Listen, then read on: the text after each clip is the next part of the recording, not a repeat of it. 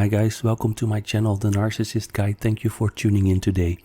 I hope that you're having a good day. For those of you who are going through healing, I hope that you're staying strong and that you're healing well. In today's episode, the 6 stages of healing after narcissistic abuse, how to move on. In many cases, victims of narcissistic abuse don't leave the toxic relationship. They are discarded. You will feel as if you have been left in the middle of an ocean with no anchor and no way to swim back to shore. The confusion is immense. You don't understand why he left you because you tried to do everything right, but it wasn't good enough. It is important to remember that narcissists suffer from a mental disorder. They don't choose to act that way. Therefore, what has happened to you is neither your fault nor your ex-partner's. Due to his condition, he is unable to experience the natural progression of a relationship. There is no bonding stage with a narcissist. After they have come down off their dopamine high, they get bored and become overwhelmed with negative feelings, and it is this that ushers in the devaluation phase. The narcissist doesn't sit down and plan this out. The fact that the majority of narcissists operate in a similar pattern is evidence that it is a psychological disorder.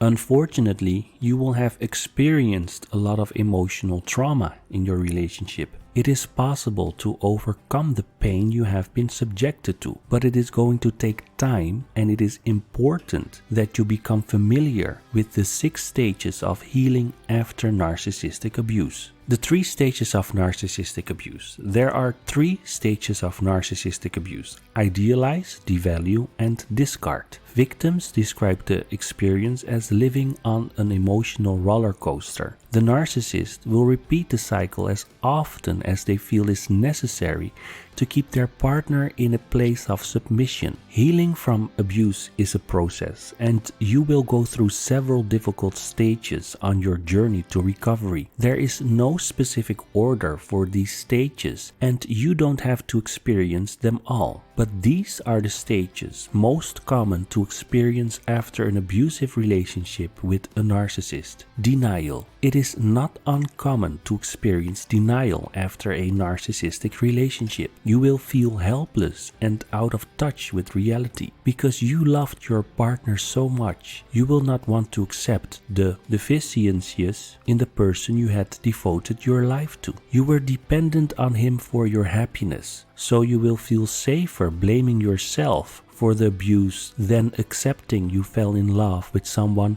who was capable of treating you in such a horrific manner. This is not a conscious decision. It is a fact of human psychology. Many people will experience this after a traumatic event. Guilt. Narcissists take out their life frustrations on their victims. They project their failures, disappointments, and hurts on the person they are targeting. Everything that is wrong, that goes wrong, all the imperfections they see in themselves, the things they cannot fix, is blamed on you. After hearing this day in and day out, you end up internalizing it and become programmed to believe you are at fault. When you leave the relationship, you are still carrying this burden and feel guilty that you were not good enough to make him stay. Shame. Shame kept you trapped in an emotionally abusive relationship, and shame will keep you from moving forwards after getting out of it. In some cases, the feeling of shame will drive a victim back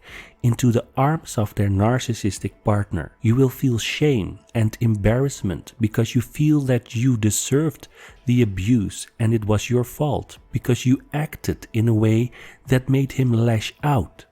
Additionally, friends and family members can be unintentionally insensitive and will ask you hurtful questions such as, "Why didn't you leave earlier?" or "Why did you allow him to treat you that way?" Questions of this nature make you feel as if they are blaming you for the abuse. They are looking at your situation subjectively and don't know how to relate to what you've been through. In their mind, they are asking these questions because they want to get a better understanding.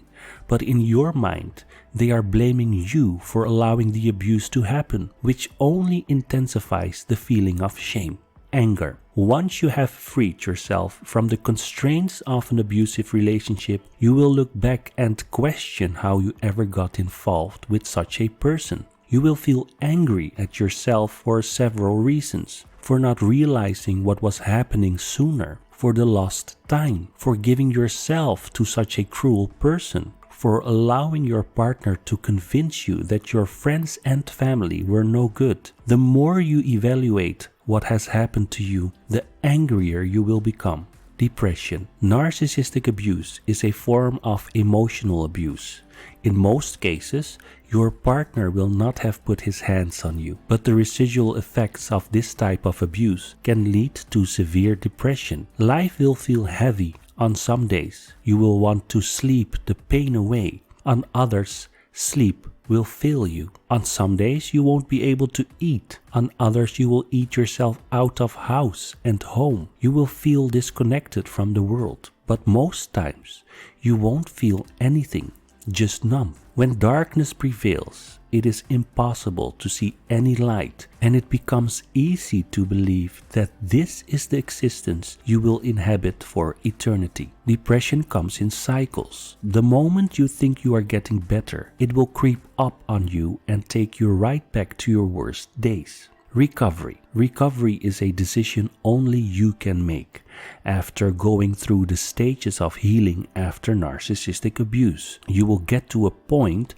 where you just want to get better. You will want to put it all behind you and start living again. There is no timeline for when you will get here, as everyone is different. But at this point, you will either seek professional help or you will start educating yourself on how to get better and implementing the recommendations. How do you feel after narcissistic abuse? You will experience a range of unpleasant emotions and feelings. Unfortunately, they are a part of the stages of healing after narcissistic abuse. Some of them include confusion. During the love bombing stage, he made you feel so special. There was no one in the world capable of making him feel this way. You were the apple of his eye, his everlasting and unfailing love. One day, you were going to get married and have a house full of children. Fast forward to the devaluing stage, and your partner categorically denies ever mentioning marriage to you. He starts making digs at your weight and might say something like, "I know I didn't say that because I'd never walk down the aisle with a fat bride." Then he reverts back to the love bombing stage and starts talking about marriage again. You were confused when you were in the relationship and remained confused when you left because you never truly knew how the narcissist really felt about you. Loneliness. Whether you were in the relationship for 1 month or 2 years, your partner was the love of your life. You spent every waking moment together and now they are gone. It is only natural you will feel lonely after the breakdown of a relationship. However, this loneliness is heightened because of the extreme highs and lows your narcissist partner took you through. PTSD. The abuse you've experienced was a form of psychological abuse and it traumatized you. Trauma is defined as any experience that threatens your sense of security or safety. Being in a relationship with someone suffering from a personality disorder is incredibly stressful. You never know where you stand with a narcissist. Your emotions are unstable and you are in a heightened state of alert at all times. This can cause post-traumatic stress disorder. The symptoms include having flashbacks or nightmares, unable to control your emotions, suicidal fantasies, thoughts, destructive coping strategies such as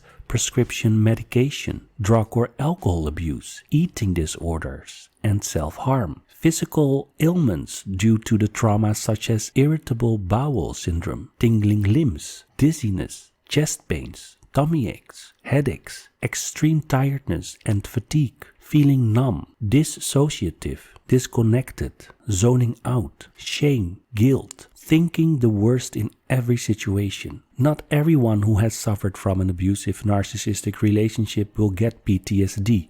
However, post-traumatic stress disorder is a serious condition, and if you are experiencing any of these problems, it is essential you seek professional help immediately. How to recover from narcissistic abuse? There are several strategies you can implement to overcome abuse, but in some cases, the trauma may be so severe that you will need a therapist. Here are some tips to get you started. Grief. Allow yourself to feel your emotions no matter how painful they are. Acceptance accelerates the healing process. When you grieve, you release the emotional energy stored in your system. Confide in a trusted friend or family member about your feelings and allow yourself to reminisce over the good and bad times of the relationship. You can also express yourself in a letter. Get all your emotions out on paper and say a final goodbye to your partner. Confront your negative beliefs. The abuse will have left you feeling terribly insecure. Narcissists are experts at making their victims feel unworthy. You would have spent months hearing that you are fat, ugly, stupid. When you hear something often enough, you start believing it. Therefore, you will have accepted that you were discarded because you are so repulsive. You pushed your partner away. None of the negative things your partner said about you are true. And to confront them, replace these hurtful words with positive affirmations. When you catch your inner voice speaking to you in this way, tell yourself that you are deserving of love. You are attractive. You are intelligent. You will achieve your dreams. Change your perspective. No one wants to endure pain, but if you change your perspective of it, you will find a powerful lesson in the midst of your sorrows. To start, you know now what a narcissist looks like, which means not only can you ensure you don't get into another relationship with one again, you can also help your friends and family members spot the red flags too. A lot of people who overcome difficult situations use their pain to fuel their purpose in life. They become so passionate about helping others overcome abuse that they become motivational speakers, authors, and therapists. How to move on after narcissistic abuse. Moving on is not easy, but it is possible. It will take a lot of mental energy to heal the wounds you have endured. But if you are determined, you can live a fulfilling life again. Here are some tips to get you started. Stay single. The worst thing you can do after getting out of an abusive relationship is to get into another one. You need time to heal, process what you have been through, and learn to love yourself again. Jumping from relationship to relationship is a coping mechanism. It is a way of masking the pain.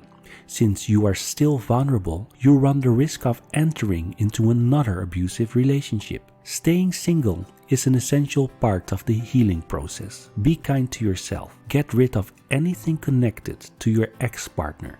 Gifts, pictures, text messages, and cards. Throw them out, burn them, or shred them. You don't want any reminders about them, whether good or bad. Go shopping, get a makeover, go on vacation. Whatever it is you do to pamper yourself, do it. You deserve it after all the hell you've been through. Learn to listen to yourself. You are going to hear a lot of voices after the breakup. Friends, family members, and associates will all think they have the perfect solution to help you get over the relationship. If you don't feel comfortable with the advice, don't take it. Do what feels right for you. Life is going to look very different now. You are no longer in an abusive relationship, but you've got to go through the healing process. Healing is difficult. There are going to be times when the pain feels worse than when the injury was inflicted.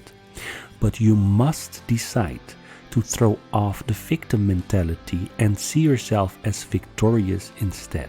Now that is what I wanted to talk to you about today, guys. I hope that it was an interesting subject. If it was, please subscribe to my channel, The Narcissist Guide on YouTube. Leave your comments in the comment box. You can also contact me through my website, thenarcissistguide.com, and leave me a voicemail. And I wanted to tell you something else, guys. I made a few videos on the Lori Vallow case, the super narcissist Lori Vallow.